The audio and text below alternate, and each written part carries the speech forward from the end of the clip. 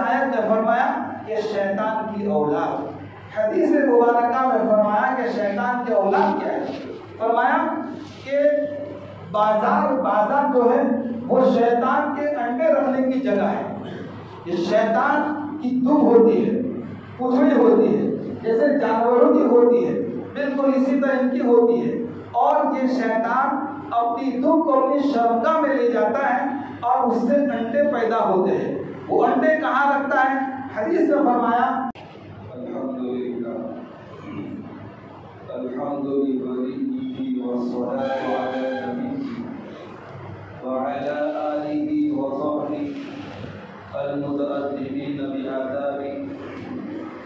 أما بعد أعوذ بالله من الشيطان الرجيم بسم الله الرحمن الرحيم وإذ قلنا للملائكة اسجدوا لآدم فسجدوا إلا إبليس كان من الجن ففسق عن أمر ربه أفتتخذونه وذريته أولياء من دوني وهم لكم عدو بئس للظالمين بدلا۔ یہ سورہ کہف کی 50ویں نمبر کی آیت شریفہ ہے۔ اللہ سبحانہ و تعالی ارشاد فرماتے ہیں، اے لوگوں اس وقت کو یاد کرو جب ہم نے فرشتوں سے کہا تھا کہ تم سب کے سب آدم کے سامنے سجدہ کرو، تو سارے فرشتوں نے سجدہ کیا تھا مگر شیطان نے نہیں کیا تھا۔ وہ جناتوں میں سے تھا، وہ اپنے رب کے حکم سے نکل چکا تھا۔ اے لوگوں کیا تم شیطان کو اور شیطان کی اولاد کو مجھے چھوڑ کر کے دوست بناتے ہو، حالانکہ یہ سب کے سب تمہارے ازلی دشمن ہیں۔ ظالموں کے لیے بہت ہی برا یہ بدل۔ گزشتہ درس قرآن پاک میں 2 ساتھیوں کا قصہ الحمدللہ مکمل ہوا تھا، اور اس کے ساتھ ساتھ دریا کی مثال کو بیان کیا گیا تھا۔ آج کے سبق میں حضرت آدم علیہ السلام کا مختصر سا قصہ بیان کر رہے ہیں، جبکہ حضرت آدم علیہ السلام کا قصہ پورے قرآن کریم کے اندر مختلف مقامات میں اللہ نے اس کو ذکر فرمایا ہے۔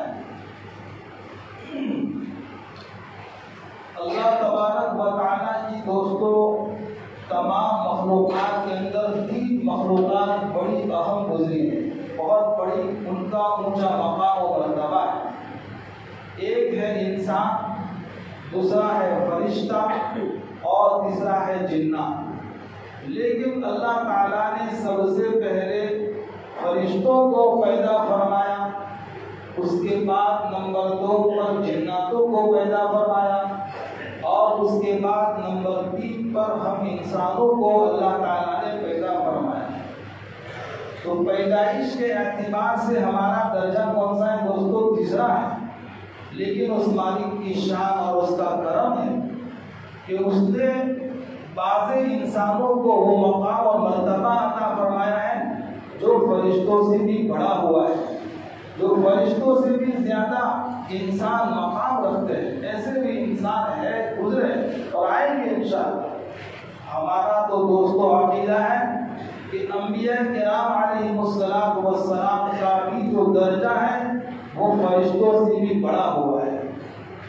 چنانچہ سب سے پہلے اللہ تعالیٰ نے حضرت آدم علیہ السلام کو آسمانوں میں پیدا فرمایا، اور اپنے ہاتھ سے حضرت آدم علیہ السلام کا پتلا تیار کیا، اور پھر اللہ تعالیٰ نے اپنی روح حضرت آدم علیہ السلام کے پتلے میں پھونکی، جس کی وجہ سے حضرت آدم علیہ السلام دیکھتے ہو گئے، سنتے ہو گئے، چلتے پھرتے ہو گئے۔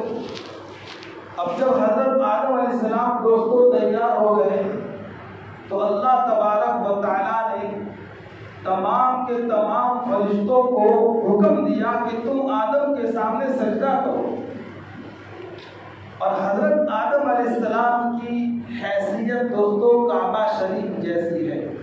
ٹرننگ پوائنٹ ذرا دھیان رکھنا، بہت فائدہ ہوگا۔ حضرت آدم علیہ السلام کی حیثیت کعبہ شریف جیسی ہے، جیسے کہ ہم لوگ نماز میں سجدہ کس کو کرتے ہیں بھائی؟ اللہ کو کرتے ہیں اور اللہ کے حکم پر کرتے ہیں، لیکن ہمارا رخ اور ہمارا چہرہ یہ کس کی طرف ہوتا ہے دوستو؟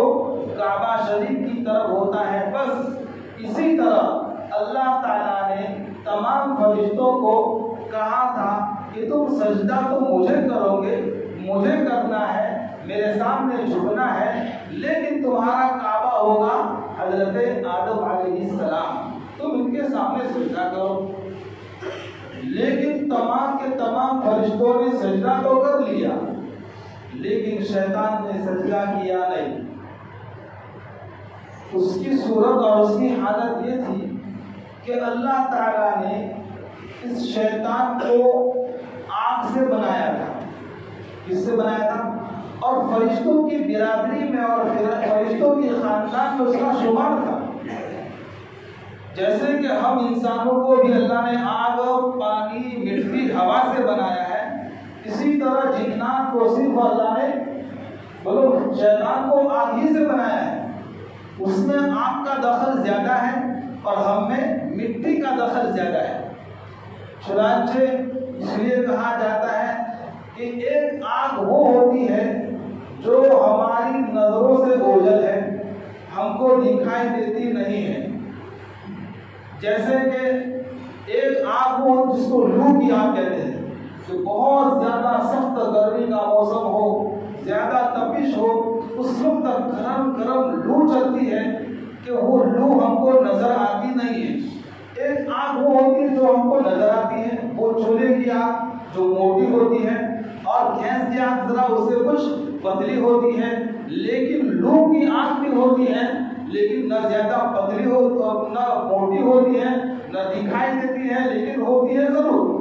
اسی وجہ سے دھوپ میں لو میں آدمی چلے تو بیمار ہو جاتا ہے، اس کو بخار کا اثر ہو جاتا ہے، تو یہ لو بڑی خطرناک ہوتی ہے۔ تو اس لو کی آگ سے اللہ تعالیٰ نے شیطان کو پیدا فرمایا تھا، جس کا تذکرہ قرآن میں ہے، من النار السموم، اس کو سموم کہتے ہیں۔ وہ سموم وہ آگ جو بالکل پتلی ہو، بالکل باریک ہو، جو نظر نہ آتی ہو، اس آگ سے اللہ تعالیٰ نے شیطان کو پیدا فرمایا۔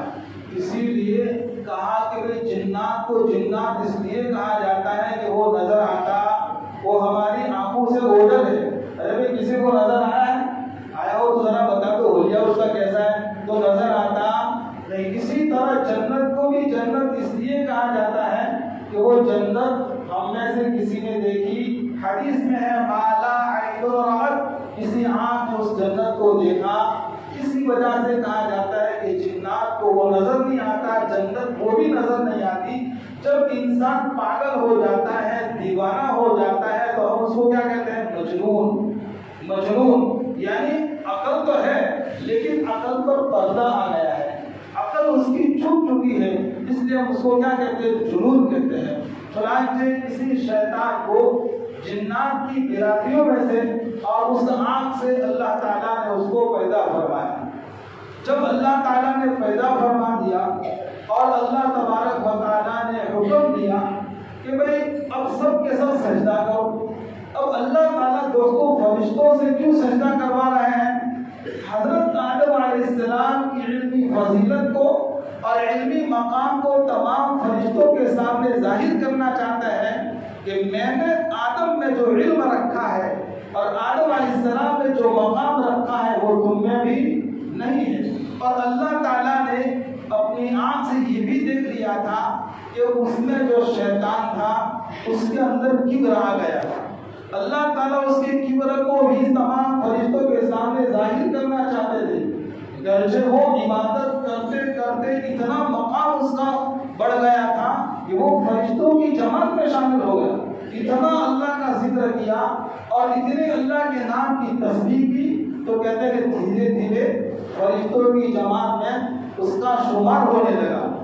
اور رئیس المفسرین حضرت عبداللہ ابن مسعود رضی اللہ تعالیٰ عنہ یہ فرماتے ہیں اس آیت کی تفسیر میں کہ اس نے اللہ کا ذکر اتنا کیا کہا کہ اللہ تعالیٰ نے اس کو جنت کا گیٹ کیپر بنا دیا، جنت کا چوکیدار اور دربان بنا دیا. کس کو؟ اس شیطان کو. تو وہ اپنے دل کے اندر تکبر اس کے اندر پیدا ہو گیا. تو اللہ تعالیٰ اس کے تکبر کو اور حضرت آدم علیہ السلام کی علمی فضیلت کو تمام وہ فرشتوں کے سامنے ظاہر کرنا چاہتے تھے. اس لیے اللہ تعالیٰ نے سب کو کہا کہ وہ سب کو کیا کرنا ہے؟ سجدہ کرنا ہے.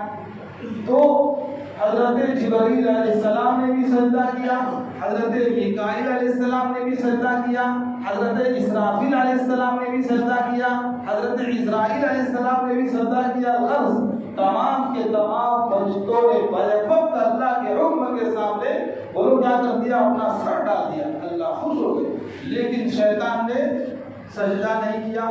جو فرشتوں کی جماعت میں داخل ہو چکا تھا اس نے انکار کیا. اس نے کیا کیا؟ اس نے سجدہ کیوں نہیں کیا؟ اس کے دل میں کیا تھا؟ تکبر تھا. اس کے دل میں کیا تھا؟ گھمنڈ تھا. اسی لیے کہا جاتا ہے دوستوں نیکی کا بھی تکبر ہوتا ہے، مال کا تو تکبر ہوتا ہے، حسن و دولت کا تو تکبر ہوتا ہے، صحت کا تو تکبر ہوتا ہے، لیکن نیکی کا بھی تکبر ہوتا ہے. اور نیکی کا تکبر باقی تکبر سے زیادہ ہوتا ہے.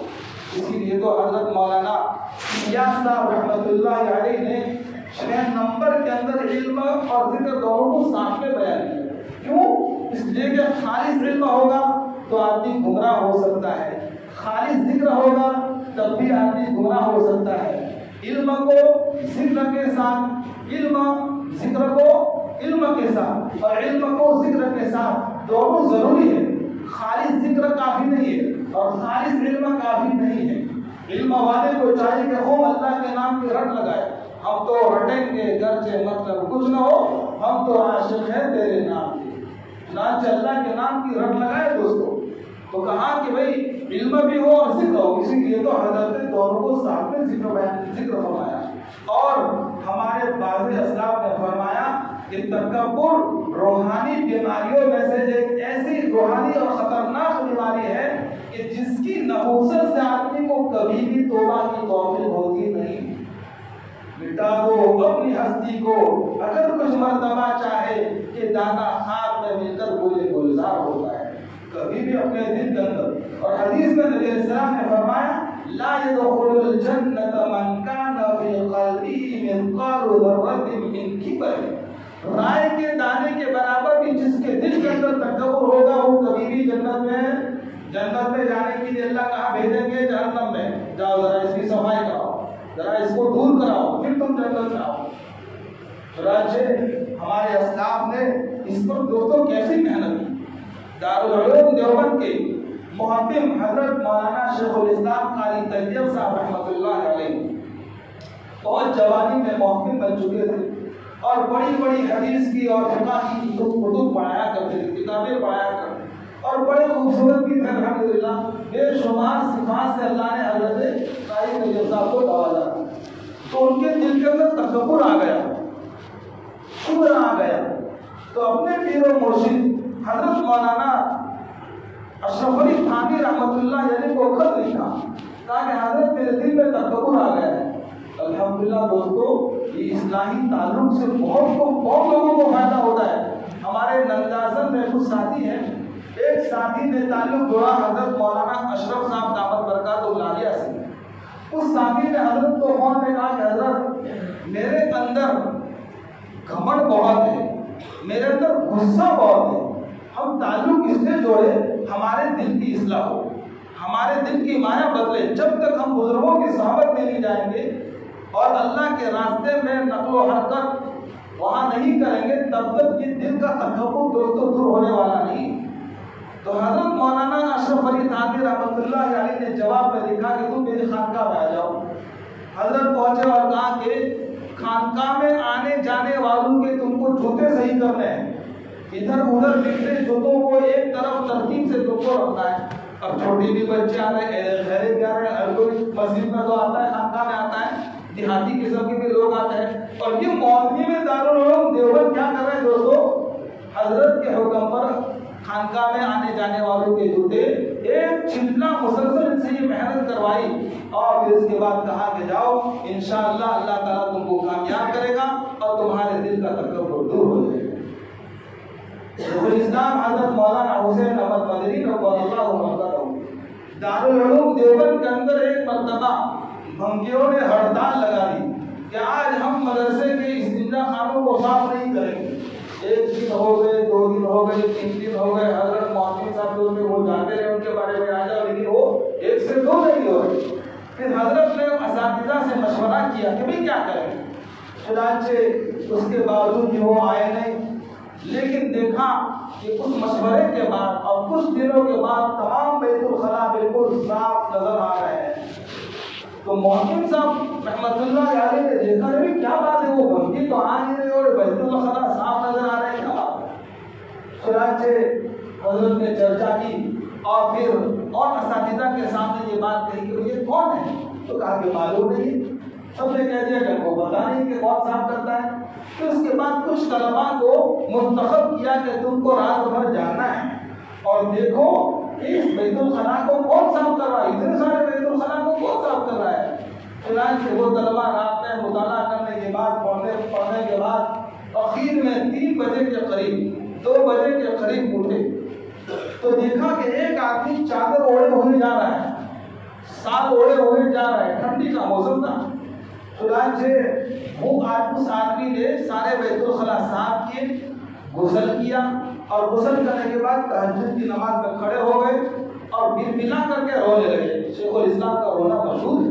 हजरत मौलाना शेख ज़करिया रहमतुल्लाह अलैह फरमाते हैं आप हिंदी के अंदर कि मेरी नींद बहुत खतरनाक थी।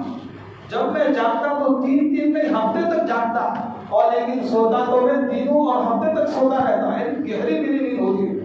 लेकिन मैंने अपनी जिंदगी में 2 हस्तियों को और 2 बुजुर्गों को ऐसा देखा है तहज्जुद के वक्त रोते हुए जैसे बच्चा रो रहा होता है। आज कोई रोए ऐसा? एक उनके वालिद साहब हजरत मौलाना यहया रहमतुल्लाह अलैह और दूसरे शेखुल इस्लाम हजरत मौलाना हुसैन अहमद मदनी रज़ियल्लाहु अन्हु। इन 2 हस्तियों को मैंने अपनी जिंदगी में देखा कि तहज्जुद में ऐसे रो रहे हैं और ऐसे अल्लाह को मना रहे हैं कि मुझ जैसी गहरी नींद वाले की नींद में उड़ जाता और बेदार हो जाता। इतना दोस्तों हमारे इस्लाम रो करके गए हैं। आज रोने वालों की कमी है। इतने खतर हालात के बावजूद भी मैच हमारी छूटती नहीं है। हमारे जवानों से मैच देखना छूटता नहीं है। आज मैं बस आ रहा था, मुसलमानों को देखा इन हालात के बावजूद कैसे कैसे गज़ा की तस्वीरें आ रही है। फलस्तीन मासूम बच्चों का क्या हाल है दोस्तों, इतना बुरा हाल हो रहा है इनका। ये क्यों लड़ रहे हैं? सिर्फ एक दरबार खुदा के लिए लड़ रहा है, मस्जिद अक्सा के लिए लड़ रहा है कि जिस मस्जिद के लिए इन लोगों ने कितनी कुर्बानियां दी, कुर्बानी देते देते कितने लाख के करीब शहीद हो चुके। ये जब तंग आ गए इन्होंने हिम्मत के साथ मुकाबला किया। लेकिन अजीजों बहुत बुरा हाल है कि कोई अल्लाह करे इनका मददगार बन जाए, अल्लाह इनका हामी बन जाए। हम यूं न तज़किरा करे, वो मदद करे, ये मदद करे, ये नहीं कहता, वो नहीं बोलता, छोड़े उसको। बस अल्लाह की मदद के वो मुतमन्नी है और अल्लाह ही को पुकार रहा है। जज्बे शौक और जिहाद इतना माशाअल्लाह के दिलों में बेबस है। आपको शौक इनका जाहिर देखो और इनका बातिन देखो दोस्तों। ये अंबिया की जमीन से लिया की मुल्क शाम की अंबिया की जमीन है, लेकिन वो कह रहे हैं कि आखिरी दम तक हम इंशाअल्लाह कभी भी बदमाशों के हवाले इस मस्जिद को नहीं करें। उसके दोस्तों जरा फिक्र करने की जरूरत है, तहज्जुद में रोने की जरूरत है। वो अहमदाबाद की मैच की प्लानिंग अभी से हो रही है और अभी से हमारा नौजवान तैयार बैठा है।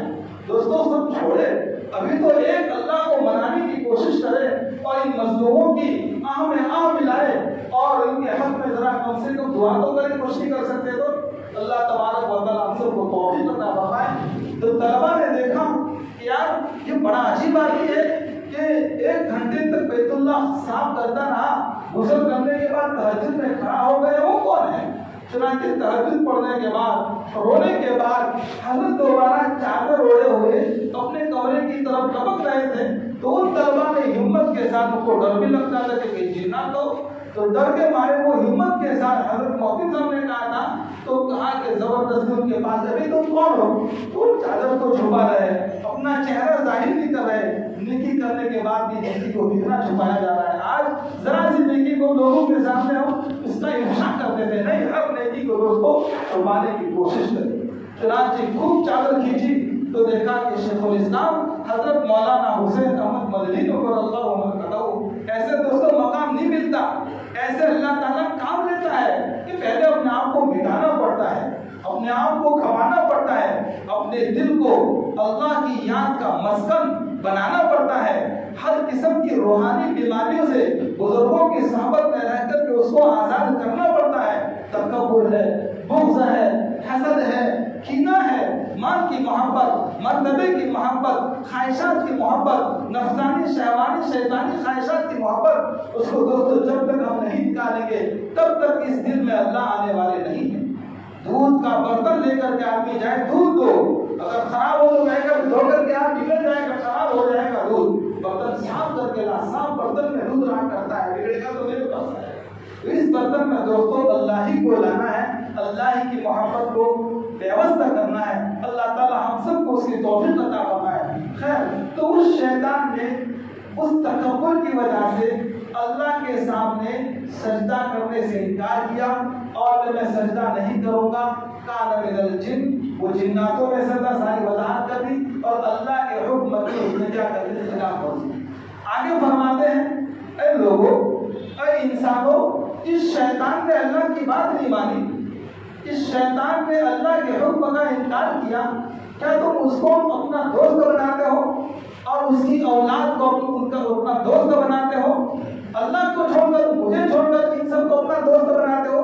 اس لیے میں نے اس سے پہلے کہا افرأیت من اتخذ الہہ ہوا، کیا دیکھا آپ نے کہ جس نے اپنے خواہشات کو اپنا معبود بنا لیا، نفس جو کہتا ہے وہی کرتا ہے۔ اس لیے حضرت بایزید بستامی رحمۃ اللہ نے کہا، یا ربی کیف اصل الیک، اے میرے رب میں آپ تک کیسے پہنچ سکتا ہوں؟ تو جواب آیا، دع نفسک وتعال، اپنے نفس کو چھوڑ دے، نفس کی بات نہ مان، تو خود بخود تو میرے پاس آ جائے گا، تیرا ایک پیر جنت میں ہوگا اور دوسرا پیر کہاں ہوگا دوستو؟ بولو، دنیا میں ہوگا اور دوسرا پیر جنت میں ہوگا۔ آج ہم خوب، میں نے ہمارے وہاں الحمدللہ ہفتہ واری اصلاحی پروگرام کی نظر سے بہت فائدہ ہو رہا ہے، بزرگوں سے تعلق جوڑ کر کے اپنی روحانی بیماری کو پیش کر رہا ہے، اور ہر مہینے ہر بزرگوں کو الحمدللہ بلایا جاتا ہے اور وہ اصلاح دل کی بات کرتے ہیں، لوگوں کو ذرا فکر دلاتے ہیں۔ اس اعتبار سے دوستوں ہر دن کے کام اپنی جگہ برحق ہے، ہر ایک کو کرنا چاہیے جس میں جتنی صلاحیت ہو، اس اعتبار سے آگے بڑھے۔ امت بڑی پیاسی ہے، امت چاہ رہی ہے کہ ایسے افراد ہمارے سامنے آئے اور ہمیں اس قسم کی باتیں بتائیں اور ہمارے دل کی اصلاح ہو۔ چنانچہ اس آیت نے فرمایا کہ اللہ تعالیٰ فرماتے ہیں کہ مجھے چھوڑ کر کے، حالانکہ یہ سب کے سب تمہارے دشمن، جو میرا دشمن تمہارا دوست کیسے ہو سکتا ہے، اس لیے اس سے دوستی مت کرو۔ اس آیت نے فرمایا کہ شیطان کی اولاد، حدیث مبارکہ میں فرمایا کہ شیطان کی اولاد کیا ہے، فرمایا کہ بازار جو ہے وہ شیطان کے انڈے رکھنے کی جگہ ہے۔ یہ شیطان کی دم ہوتی ہے، پتھڑی ہوتی ہے، جیسے جانوروں کی ہوتی ہے، بالکل اسی طرح ان کی ہوتی ہے، اور یہ شیطان اپنی دم کو اپنی شرمگاہ میں لے جاتا ہے اور اس سے انڈے پیدا ہوتے ہیں۔ وہ انڈے کہاں رکھتا ہے؟ حدیث میں فرمایا کہ وہ بازار میں رکھتا ہے۔ یہ سب سے پہلے فجر کے وقت الصبح، فجر کے وقت سب سے پہلے کوئی بازار میں جانے کی ہمت نہ کرے، اور اسی طریقے سے رات کے اندر اخیر میں کوئی بازار سے نہ ہو۔ سب سے پہلے الصبح، فجر کے وقت پہلے آدمی کوئی بازار میں نہ جاوے، اور رات میں اخیر میں نکلتے وقت کوئی بازار سے نہ آئے، کیونکہ شیطان انڈے رکھتا ہے رات کے وقت۔ جیسے کہ جانور پرندے ہیں وہ انڈا رکھتے ہیں، اور پرندے کے ایک انڈے سے ایک ہی بچہ پیدا ہوتا ہے، ایک ہی پرندہ ہوتا ہے، لیکن شیطان کے انڈوں میں سے ہر انڈے میں ہزاروں اس کی جماعت پیدا ہوتی ہے، ہزاروں اس کے بچے پیدا ہوتے ہیں۔ اس لیے تو اس میں فرمایا مذریہ، اس کی اولاد، اس کی شیطان کی اولاد ہے، شیطان کی ذریت ہے۔ تو یہ شیطان، چنانچہ ہم صبح کے وقت، فجر کے وقت جائیں گے تو رات کو انڈے دیتے ہیں اور صبح میں وہ باہر آتے ہیں. تو ان شیطانوں کا اثر ہمارے اندر پیدا ہوگا. اس لیے فرمایا کہ اثر پیدا نہ ہو تو جلدی بازار میں سب سے پہلے جانے کی کوشش نہ کرے. ہاں جانا ہے تو خدا میں آوے, اللہ کے دربار میں آوے, اور نکلے تو اخیر میں نکلے. آج ہماری نمازوں کا کیا حال ہے بولو. حضرت مولانا مفتی احمد صاحب خان کو دعوت برکات عالیہ اللہ تعالیٰ خوب ان کی عمر میں برکت عطا فرمائے. دوستو اس وقت حضرت علیل ہے, بستر پر ہے, سبق پڑھانے سے قاصر ہے. یہ ہمارے لیے ایک ضروری دوستو بہت بڑی ایک چیز ہے کہ اللہ تعالیٰ نے ایسے اہل دل کے قدموں میں بڑے بڑے فکروں کو دبائے رکھا ہے. اللہ ان کا ضائع پر قائم رکھے. تو حضرت فرماتے ہیں کہ آج امت مسلمہ کا یہ حال ہے کہ مسجد سے ایسے جاتی ہے جیسے کہ گرم توے پر سے جا رہی ہو. کوئی کہ مسجد کی بولو اس میں کوئی گرم توا لگا رکھا ہے, فٹافٹ نکل رہے ہیں. نہیں دوستو, ذرا آہستہ آہستہ نکلے, شرمندگی کے ساتھ نکلے. ما عبدنا کا حق عبادت, ما عرفنا کا حق معرفت. یہ اللہ تیری عبادت کا حق ادا نہ ہو سکا, اسی کو کہتے ہیں تواضع. کرنے کے بعد بھی اپنے آپ کو متواضع رکھنا. میں نے یہ کر دیا, اب میرے سے ہوتا ہے, میرے علاوہ کسی سے نہیں ہو سکتا. یہ سب تو سب چلے گئے, ان کا نام و نشان ختم ہو گیا. دوستو ہمارا بھی ختم ہو جائے گا. اس لیے روحانی بیماری سے اپنے آپ کو آزاد فرمائیں. چنانچہ اس آیت میں فرمایا کہ شیطان کی اولاد سے بھی اپنے آپ کو بچا کر کے رکھے, ان سے دوستی نہ کرے. بئس للظالمین بدلا, ظالموں کے لیے بہت ہی برا یہ بدل ہے. کون سا؟ اللہ کی دوستی کو چھوڑ کر کے تو شیطان کی دوستی اور شیطان کے اولاد کی دوستی, اور اسی طریقے سے شیطان کے اولاد جو گمراہ کرنے والے ہیں, جو لوگ بولو فلمی اسٹار ہیں اور ہیرو ہیں, ان کا نمونہ ہم اپناتے ہیں, ان کے طریقوں پر چلتے ہیں, ان کا لباس ہم اختیار کرتے ہیں. لقد کان لکم فی رسول اللہ اسوۃ حسنہ.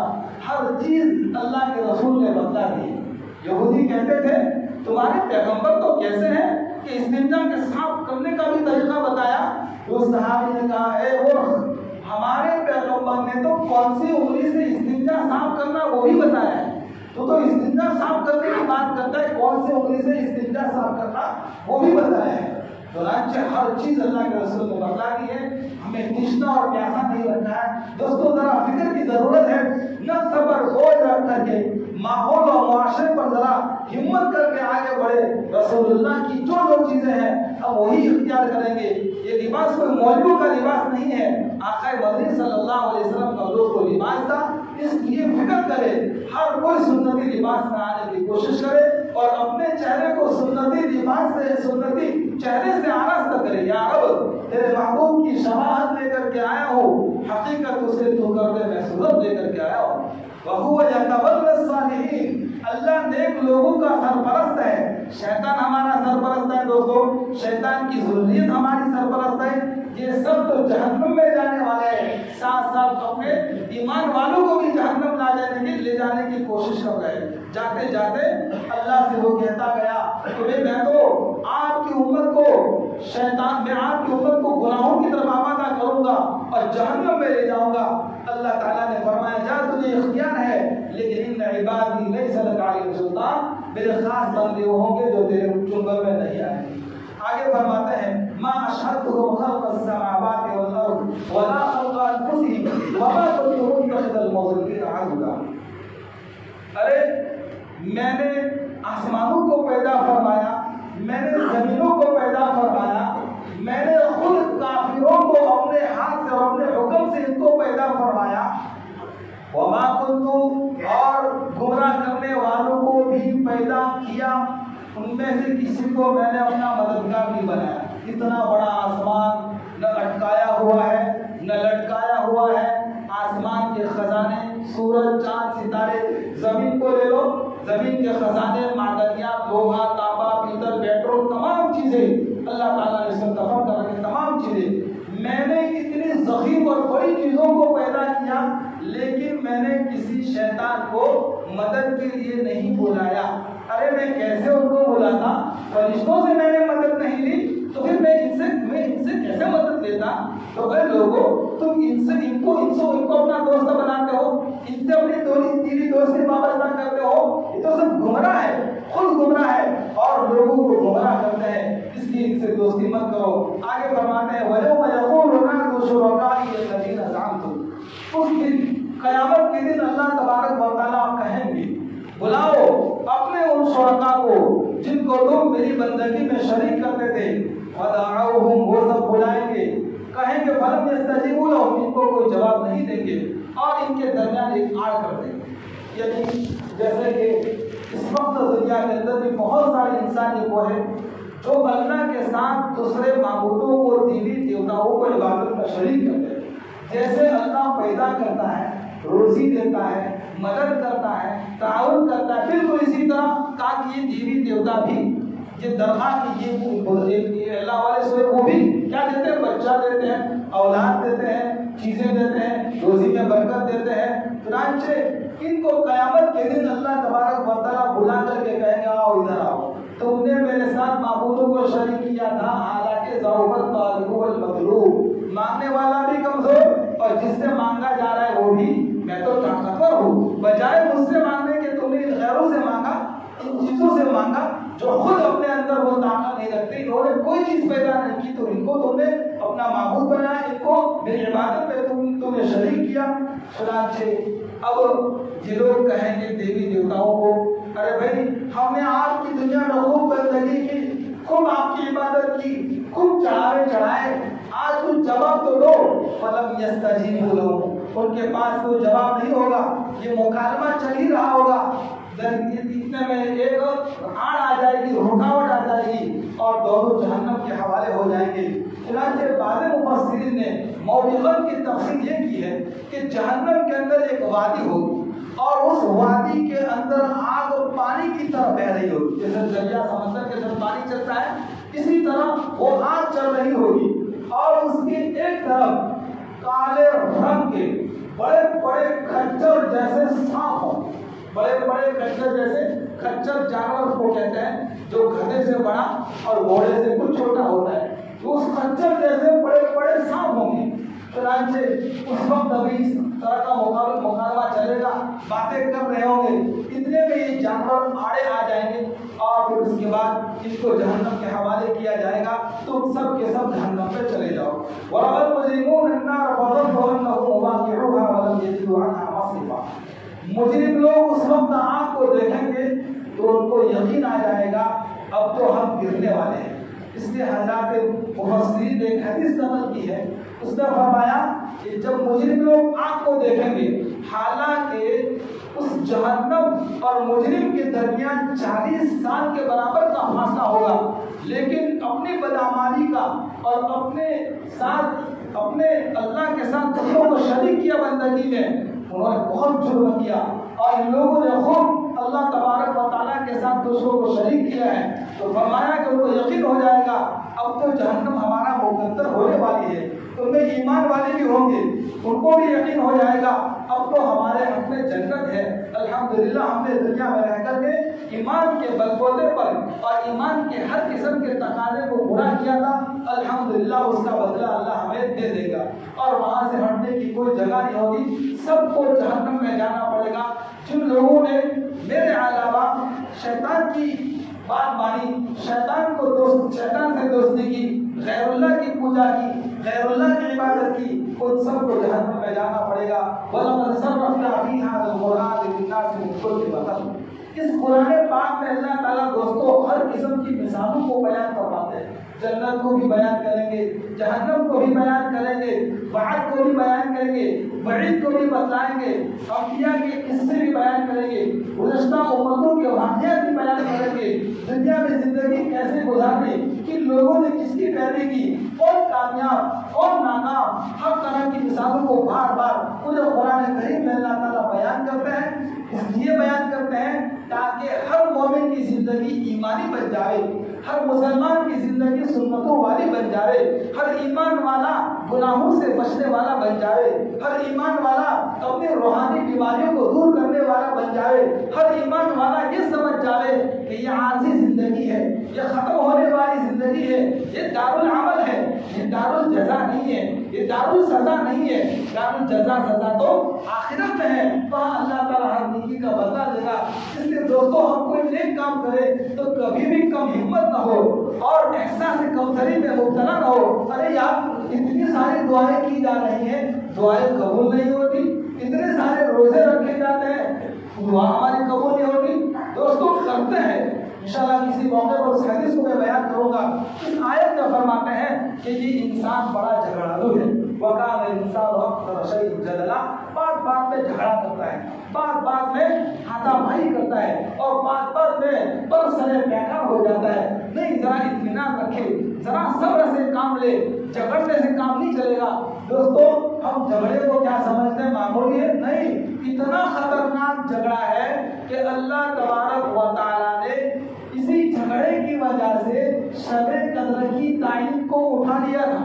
شب قدر کی رسول اللہ صلی اللہ علیہ وسلم باہر آئے، لاؤ میں حضرہ امت کو شب قدر کی تعین بتلاؤ کہہ دوں، لیکن دو آدمیوں کو جھگڑتے دیکھا تو فرمایا کہ اللہ تعالیٰ اس جھگڑے کی نحوست سے اس کی تعین کو اٹھا لیا اور فرمایا کہ ان راتوں میں اب اس کو حدیث مبارکہ میں آتا ہے کہ جھگڑا حالقن ہے، یعنی حلق کرنے والا، بالوں کا نہیں بلکہ وہ دین کا حلق کر دینے والا ہے۔ جھگڑا ایسی چیز ہے کہ دین کو بھی، چنانچہ اللہ تبارک و تعالیٰ کے سامنے بھی وہ مومن آخرت میں جھگڑا کرے گا، واللہ ربنا ما كنا مشرکین، خدا پاک کی قسم ہے اللہ میں نے آپ کے ساتھ کسی کو شریک نہیں کیا، حالانکہ کیا ہے، لیکن وہاں پر بھی کیا بولے گا؟ جھوٹ بولے گا۔ ایک حدیث سنا کر اپنی بات مکمل کرو۔ چنانچہ روایت میں اندر آتا ہے کہ اللہ تعالیٰ میدان محشر میں ایک آدمی کو کھڑا کریں گے اور کہیں گے اے تو نے اللہ کے رسول کی بات مانی تھی، تو نے پیغمبر کے دین کو اپنایا تھا، نبی علیہ السلام والی دین کی محنت کی تھی؟ وہ کہے گا ہاں ہاں میں نے آپ کی اللہ کے رسول کی بات کو مانا بھی تھا، اللہ کے رسول کی بات پر عمل بھی کیا تھا۔ چنانچہ اللہ فرمائیں گے نہیں تو جھوٹ بولتا ہے۔ چنانچہ نامہ اعمال کے دفتر جیسے گزشتہ مجلس میں گزرا، بڑے بڑے دفتر پیش کیے جائیں گے، دیکھ اس میں سارا ریکارڈ ہے، اس میں ساری چیزیں لکھی ہوئی ہے، تو نے بات نہیں مانی، تو وہ کہے گا یہ تو سب جھوٹے ہیں، غلط باتیں لکھتی گئی ہے، اللہ کے سامنے اس قسم کی باتیں کرے گا، جھگڑا کرے گا۔ پھر اللہ تعالیٰ فرشتوں کو بلائیں گے، دیکھ دنیا کے اندر ہر انسان کے ساتھ فرشتے لگے ہوئے ہیں، وہ ساکشی ہے، وہ گواہی دیں گے۔ چنانچہ فرشتوں کو بلایا جائے گا، بھائی اس نے اللہ کے رسول کی دین، اللہ کے رسول کی بات مانی تھی، وہ کہیں گے نہیں، اس وقت بھی جھگڑا کرے گا، یہ کہا ہمارے سامنے تھے، ساکشی تو وہی ہو جو سامنے ہو، وہ تو ہم نے کبھی فرشتوں کو دیکھا نہیں ہے، کیسے ساکشی؟ چلے یہ بھی جھوٹ ہے۔ چنانچہ پھر اس کے بعد کہا لوہے محفوظ کو لایا جائے گا کہ لوہے محفوظ جس کے اندر ہر مومن کی تقدیر، کیا ہونے والا ہے، کیا ہو رہے گا، کیا ہوگا، سب لکھا جا چکا ہے۔ ہم کیا سمجھتے ہیں کہ بھائی یہ ایسا نہیں کرنا تھا، ہمارے گاؤں میں ایسا مسئلہ ہو گیا، سب لکھا ہوا ہے۔ فلسطین کے حالات یہ سب اللہ کی طرف سے محفوظ میں لکھا ہوا ہے، ہر قسم کی چیزیں تقدیر، کبھی موقع ملے گا تو تقدیر انشاءاللہ تقدیر کے متعلق بھی بات کی جائے گی، تو اگر سب چیزیں تو لوہے محفوظ میں لکھا جائے گا، کہا دیکھ اس میں ساری باتیں لکھ کہا جو لوہے محفوظ بھی غلط ہے۔ چنانچہ پھر اس کے بعد اللہ تعالیٰ کیا کہیں گے؟ اليوم نختم على افواههم وتكلمنا ايديهم وتشهد ارجلهم بما كانوا يكسبون۔ ان کے منہ کو تالا لگاؤ، ان کے منہ کو لاک اپ کرو، تو ہمارے منہ کو کیا کر دیں گے؟ لاک کر دیں گے۔ اس وقت ہاتھ بولیں گے، ارے آج تو سمجھنا آسان ہے، موبائل جاندار ہے، ہر قسم کی باتیں بولتا ہے، پتلی جاڑی موٹی عورت مرد ساری باتیں بولتا ہے، تو دوستوں یہ ہاتھ بولے گا، یہ ہاتھ بولے گا، اور پیر بھی بولیں گے، بدن کا ہر عضو بولے گا، کان بولیں گے، غلط سنا گیا، غیبتیں سنی گئی، اور ہر طرح کی چیز۔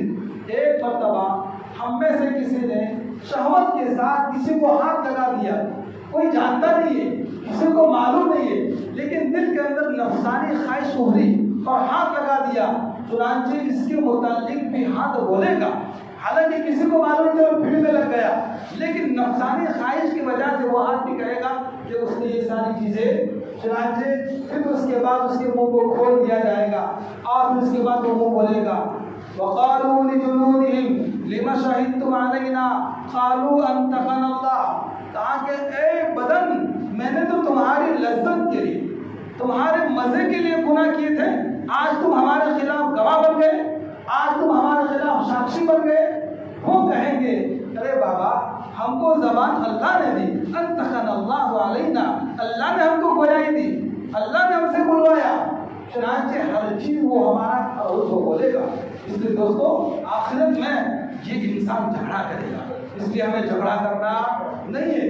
روایت کے اندر آتا ہے اگر ہم حق پر ہو, اگر ہم حق بجانب ہو, لیکن ہم نے اپنے حق کو چھوڑ دیا, جھگڑا نہیں کیا, باپ کی موت پر بھائیوں میں جھگڑے ہوتے ہیں, وراثت کے جھگڑے ہوتے ہیں, تو شریعت کے روح سے تقسیم کرنے کی کوشش کریں. اور کچھ بھائی ایسے ہوتے ہیں جو بہنوں کو وراثت میں مال نہیں دیتے, کسی بیچارے غریب اور بیچارے بھولے بھائی کو معذور رکھتے ہیں, اور کچھ بھائی مل کر کے آپس میں بٹوارا کر لیتے ہیں, تقسیم کر لیتے ہیں. لیکن اگر اس نے اپنے حق کو بھی جانے دیا, چل میں معاف کرتا ہوں. روایت کر رسول اللہ صلی اللہ علیہ وسلم لکھا ہے کہ اللہ تعالیٰ جنت کے بیچوں بیچ اس کو ایک محل عطا فرمائیں گے, اور اس قسم کے محلات, اس قسم کے لوگوں کو وہاں محلات اللہ تعالیٰ بنا کر کے دیں گے, اور یہ لوگ وہی جنت کے اندر رہیں گے.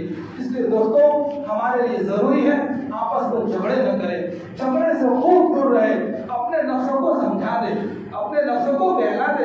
ارے چلو ہو گیا, مقدر کا سارا نقصان تھا, اب کسی کو بولنے سے کوئی فائدہ. شیخ الہند رحمۃ اللہ علیہ جب مالٹا کی جیل سے واپس آئے تو انہوں نے کہا کہ میں نے امت مسلمہ کی ذلت کے اور ان کی پسمائی کے اور ان کے مارے جانے کے میں نے خوب سوچا کہ یہ امت کیوں ذلیل ہے, یہ امت کیوں اس طریقے سے ماری پٹی جا رہی ہے, کیا وجہ ہے. تو حضرت نے خوب غور کیا, کہا کہ دو چیزیں امت میں چھوٹی جا رہی ہے, ایک قرآن کی تلاوت, قرآن کا پڑھنا, قرآن کا سمجھنا, قرآن کا سمجھانا. اس میں دوستوں نیت کرے, ہم تو ہر مسجد میں انشاءاللہ درس قرآن پاک کو شروع کریں گے. ہمارے مندازت کی 12 مسجدوں میں الحمدللہ مدرسے والی مسجد میں 5 سال سے درس قرآن ہے. جو لوگ کبھی اللہ کے راستے میں نہیں گئے, کبھی مسجد کا گیٹ نہیں دیکھا, تفسیر کے بہانے آ جاتے ہیں, وہ کہنے لگا مولانا اب پتہ چلا کہ اللہ بھی ہے, اب معلوم ہوا کہ اللہ کی یہ طاقت ہے, اللہ کی یہ قدرت ہے, جنت کی یہ مناظر ہے, اور جہنم کی یہ خوفناک وادیاں ہے. دوستوں اس کی زندگی بدل چکی. الحمدللہ اسلامی مجلس میں آتا گیا. چنانچہ میں غلط بات نہیں کہہ رہا دوستوں, سچی بات کہہ رہا ہوں. چنانچہ پھر ایک مولوی صاحب کا فون آیا, مولانا ہم ہماری مسجد میں درس قرآن شروع کرنا چاہتے ہیں, اجازت ہے. ارے بابا ہر مسجد میں میری طرف سے اجازت ہے, ہر مسجد میں درس قرآن شروع کیا جائے, انشاءاللہ اس کے مثبت اثرات ہیں. بہت سارے فرقے والوں نے اس کو لے لیا اور ہم سے اس سے آزاد ہے. یہ دوستوں اس کو عام کرے, انشاءاللہ امت کا خوب فائدہ ہوگا, وہ روحانیت ملے گی. چنانچہ فرمایا کہ بہت اچھا, میں نے اجازت دی تو ہر مسجد کے اندر درس قرآن کو دوستوں شروع کیا جائے. تو دوسرا مرض اللہ حضرت نے بتایا, کہا کہ آپس کے جھگڑے, آپس کا انتشار, آپس کا خرمشہ, ذرا سی بات میں بحث و مباحثہ کرنا, ذرا سی بات میں پھر جانا. نہیں دوستوں ہم ایک دوسروں کو معاف کرنے والے بنے. اللہ تبارک و تعالیٰ اس بات کو عمل کرنے کی توفیق عطا فرمائے. آئندہ کی مجلس میں انبیاء کرام کے ذمے ایک کام ہے, وہ کیا کام ہے انشاءاللہ آئندہ بتلا ہوگا. اللہ تبارک و تعالیٰ عمل کی توفیق عطا فرمائے.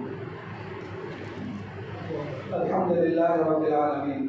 اللهم لك الحمد ولك الشكر يا رب. صل وسلم دائما ابدا على حبيبك خير الخلق كلهم. لا اله الا انت سبحانك انا كنا من الظالمين. يا احد من لا احد له, يا سند من لا سند له, یا غفار الرحیم, یا رحمان الرحیم. اے اللہ یہ پورا مجمع تیرے قرآن پاک کی محبت میں آیا ہے.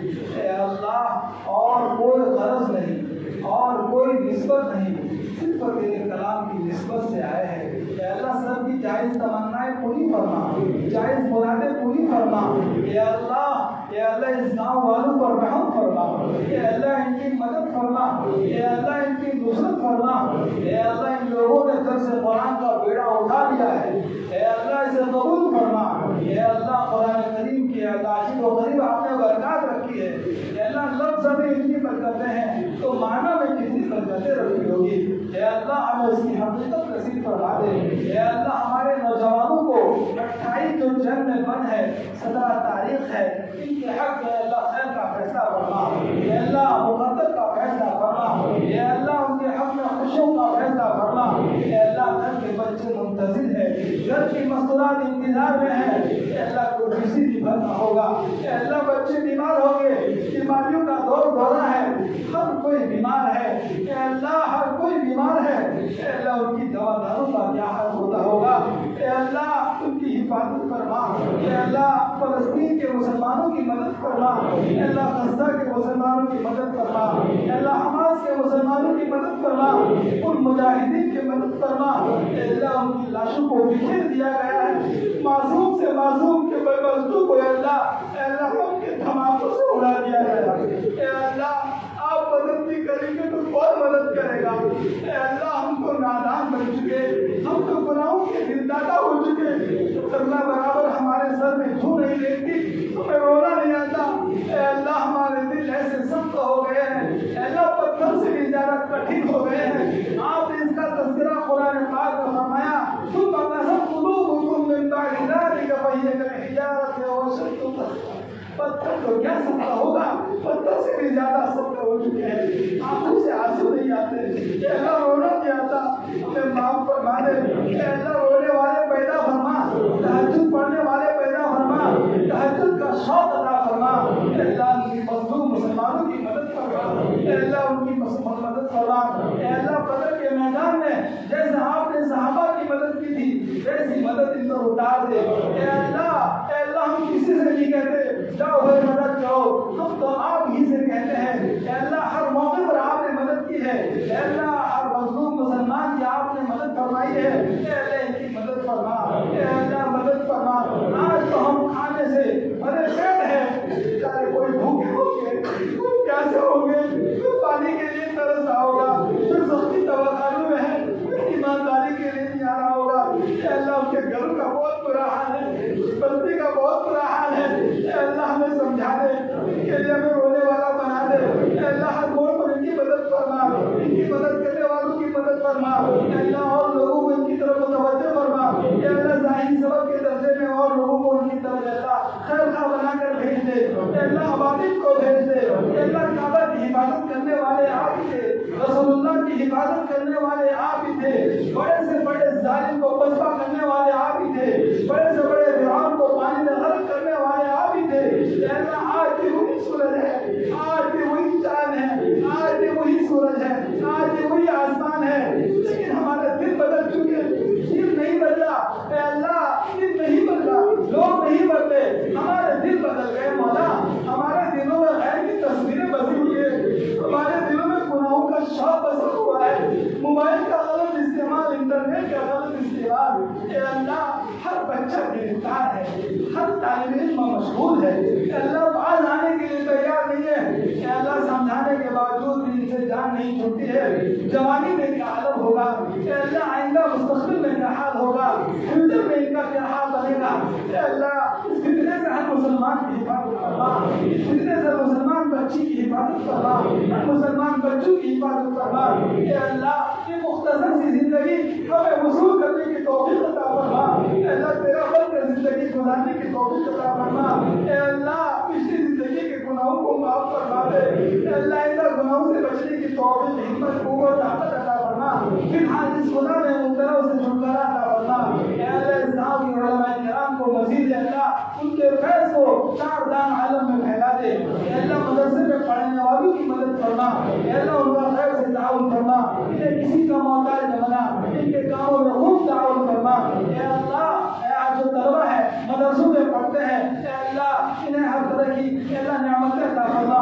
علم کا ذوق عطا فرما، علم کا شوق عطا فرما، احادیث کو یاد کرنے کا جذبہ عطا فرما، تفسیر کو سمجھنے اور سمجھانے کا ذوق عطا فرما، اے اللہ ہمیں جو بیمار ہو انہیں شفائے کاملہ دائمہ عاجلہ مستمرہ نصیب فرما، ہمارے مفتی صاحب کی خالہ کا کل آپریشن ہوا، اے اللہ ان کو سے اللہ صحت کامل صحت عطا فرما، تندرستی عطا فرما، اے اللہ ہم سب کو مہلک بیماری سے بچانا، اے اللہ ہم کسی طرح سے امتحان کے قابل نہیں ہیں، آزمائش کے لائق نہیں ہیں، وہ تو صحابہ تھے جو چلے گئے، اے اللہ ہم تو ہر اعتبار سے کمزور، ایمانی اعتبار سے کمزور، اعمال کے اعتبار سے کمزور کمزور، دین کی خدمت کرنے کے اعتبار سے کمزور، اے اللہ ہمیں کبھی بھی مت آزمانا، اے اللہ چھوٹی سے چھوٹی بیماری تم سے برداشت نہیں ہوگی، مولد بیماری کیسے برداشت ہوگی؟ اے اللہ ہر کسی کو مولد بیماری سے بچا لے، اے اللہ جو مبتلا سے شفا کاملہ نصیب فرما، اے اللہ جن کے بچے دیوان شفا کاملہ عطا فرما، اے اللہ میرے والد صاحب کو مکمل شفا عطا فرما، اے اللہ انہیں تندرستی عطا فرما،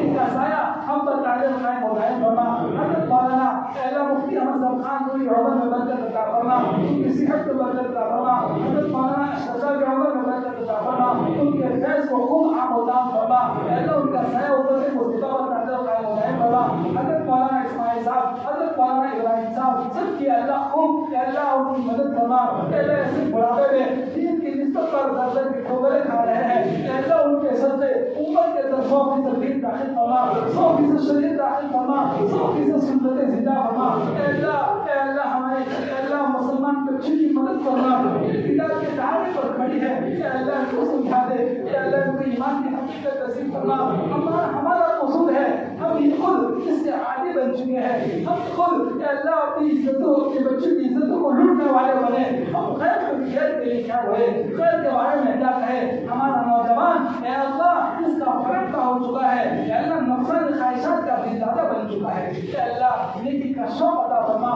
پاک کا ملی نصیب فرما، شرم و حیا نصیب فرما، آنکھوں کو جھکانے والا بنا، غیبت سے بچانے والا بنا، کانوں میں غلط باتیں سننے سے ہماری حفاظت فرما، اے اللہ ہمیں سچا پکا تعلق عطا فرما، اے اللہ اجتماع کی جہاں محنتیں ہو رہی قبول فرما، جہاں کہیں اجتماع ہونے والے سب کو قبول فرما، زیادہ سے زیادہ انسانیت کو وہاں بھیج کر دین کی بات سے صدر عمل کرنے کی توفیق عطا فرما، اے اللہ دین کے تمام کاموں میں مدد فرما، تمام شعبوں کو اے اللہ خوب بڑھ چڑھ کر کے اللہ ان کی مدد کرنے کی توفیق عطا فرما، اے اللہ ہماری دعا کو نبی علیہ السلام کے سر کی طفیل میں قبول و مقبول فرما، اصحاب بدریین کے سر کی طفیل میں قبول و مقبول فرما، اے اللہ جب بھی برا حال آیا مصیبتیں مسلمانوں پر آئی، نبی علیہ السلام نے اس وقت جو مانگا تھا ہم بھی مانگتے ہیں، اے اللہ ایسے موقع پر ان چھوٹوں کو بدل سے پناہ چاہیے تھی ہم بھی پناہ مانگتے ہیں، اے اللہ ہمارے حق میں غزہ کے مسلمانوں کے حق کو قبول و منظور فرما، اے اللہ ہر طرح کا یہ تعاون اور ان کی مدد نصیب فرما، ان کو تسلی عطا فرما، اے اللہ ان کا جذبہ جہاد سب حکومت ایسا جذبہ ہمیں بھی نصیب فرما،